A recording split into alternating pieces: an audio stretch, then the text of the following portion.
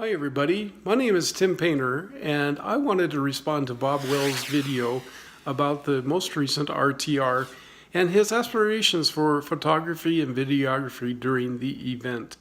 My biggest takeaway from Bob's video is that the cheap RV living people and the organizers are willing to accept constructive criticism and suggestions.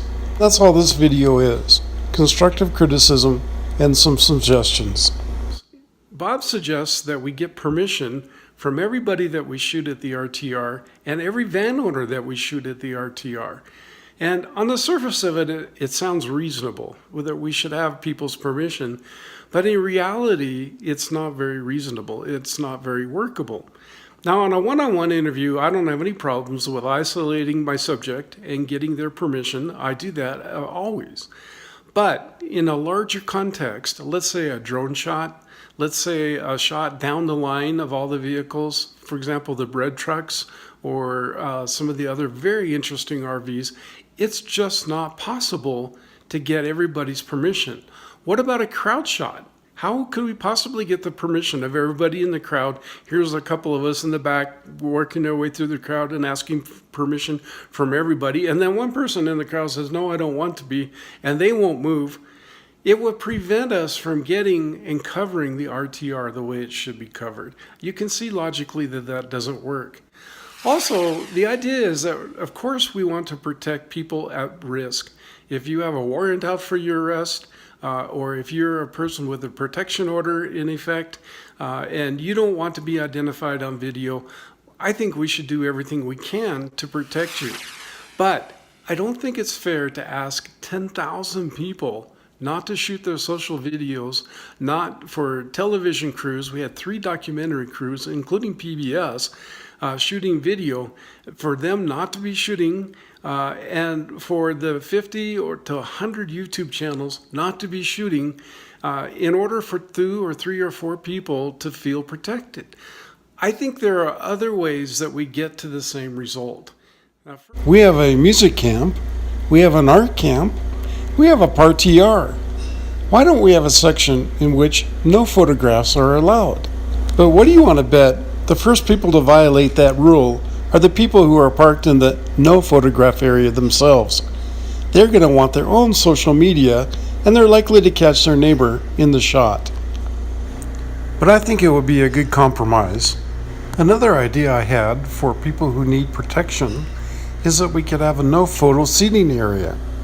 And maybe this seating area is surrounded by tinted plastic so these people could see out, but it would be difficult to get a camera shot in.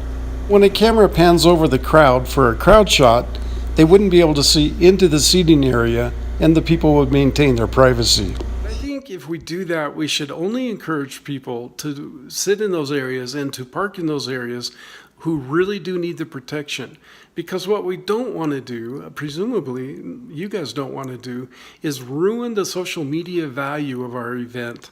We are extending ourselves by 1,000 times, at least 1,000 times, through our YouTube videos, through our photographs, through our social media.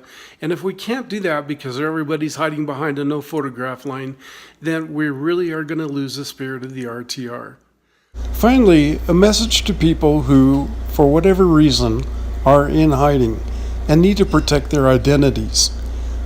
Trust me, we all feel for you. We know that that's a tough place to be.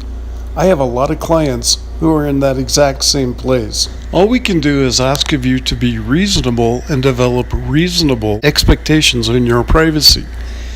If you know that there's a group of 10,000 people coming together with 3 documentary crews, probably 100 YouTube channels, and 9,500 people who want to have social media shots of themselves, their rigs, the interesting things that go on. I'm not telling you not to go to the RTR, but I would suggest maybe you come up with a disguise, glasses, other things you can do to hide your identity.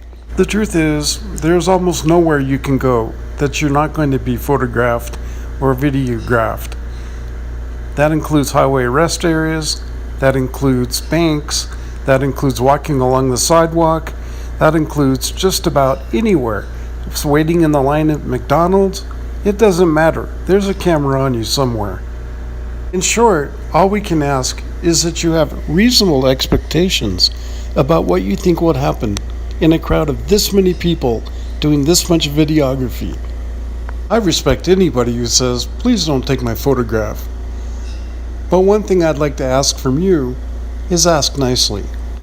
Personally, I had a great time at the RTR. I thought the RTR was well organized, well run, and the people were very friendly. And I'm really looking forward to returning to the RTR and participating more fully next year. And I hope that the cheap RV living people and the organizers take these comments in a positive way, because they're intended in a positive way and not a negative way, as a way that maybe we can protect the people we need to protect. But at the same time, we can continue with our message through social media. My name is Tim Painter. I hope you enjoyed the video. Please subscribe. I'm really working hard to meet that 1,000 minimum subscribers so I can finally get monetized. And put your comments below. Everybody has a voice. I'm a strong believer that no one has to agree with me, and I learn sometimes the most from people that don't agree with me. Well, this is Tim Painter from the Van Life, wishing you all the best. I hope to see you out there.